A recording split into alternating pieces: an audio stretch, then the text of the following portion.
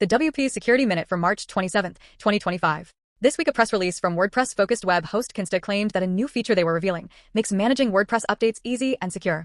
They claimed it was a major advancement that eliminates the biggest burdens of WordPress maintenance, the risk of site-breaking updates, time-consuming manual updates, and security vulnerabilities from outdated plugins. This isn't a standard feature. It is $3 a month for each environment, like live or staging, in which it is active. So the price could add up. While security was a focus of their press release, their service completely misses that updates that are supposed to fix vulnerabilities often fail to fix them. Take the 50,000 install plugin Ultimate Blocks. This week, the developer released a new version that was supposed to fix a cross-site scripting issue. Were they finally fixing the vulnerability that was disclosed but incorrectly claimed to have been fixed by WPScan 11 months ago? No. The developer did make another attempt at that, which led WordFence to claim it had been fixed. That is the 9th time that WordFence has claimed it has been, without it actually being fixed. Somehow they have failed to notice 8 times that they already claimed it was fixed. If Kinsta did the vetting that unscrupulous WordPress security providers are not doing, then the feature would be very valuable.